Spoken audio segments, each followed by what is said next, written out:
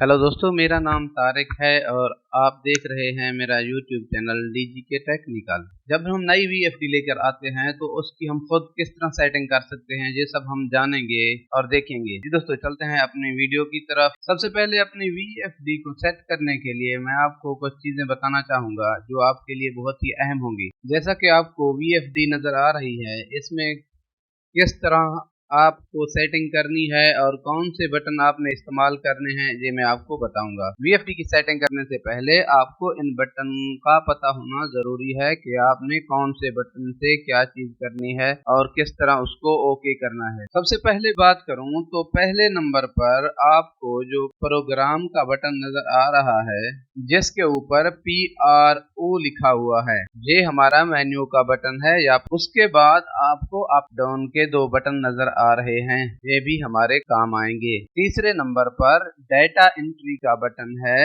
जो हमें ओके करने के लिए काम आएगा। किसी भी चीज को ओके करने के लिए हमें डेटा एंट्री का बटन दबाना पड़ेगा। जी दोस्तों, इसके बाद हम शुरू करते हैं अपनी वीडियो और आप मेरे साथ रहिए और जिस तरह मैं आपको बताता हूँ आपने उस तरह करते जाना है।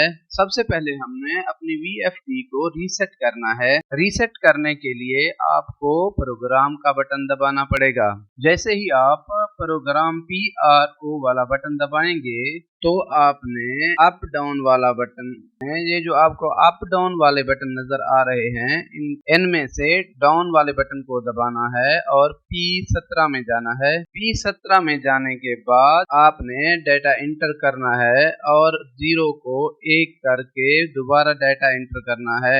ऐसा करने से हमारी वीएफडी रीसेट हो जाएगी। सबसे पहले अब हम मोटर के पैरामीटर चेंज करेंगे। पैरामीटर चेंज करने के लिए हमें P2 में जाना होगा। P2 में जाकर 01 में जाना पड़ेगा और ये हमारे मोटर के हॉर्स पावर का मेन्यू है। अभी हमारे पास 25 हॉर्स पावर की मोटर है और हम इसको 25 हॉर्स पावर पर सेट करेंगे और उसके बाद डेटा इंटर का बटन दबाएंगे। अभी हमें जाना है P202 में। यहाँ पर हमें फ्रीक्वेंसी नजर आ रही है जिसको हमने 50 पे सेट करना है। उसके बाद हमें जाना है P203 में। P203 में मोटर के RPM शो कर रहा है, जहां आपको इसके मोटर के RPM सेट करने पड़ेंगे। अभी हमारी मोटर 1450 की है और हम इसको 1450 पर सेट करेंगे। अगर आपको आपकी मोटर के RPM पता नहीं है तो आप अपनी मोटर के RPM जानने के लिए आपकी मोटर के ऊपर एक पतरी लगी हुई है, आपने उसको देखना है, वहां पर आपको इंफॉर्मेशन मिल जाएगी। इसके बाद हमने जाना है P204 में। P04 की सेटिंग मोटर के वोल्ट की होती है जिसको हमने 380 वोल्ट पर सेट करना है।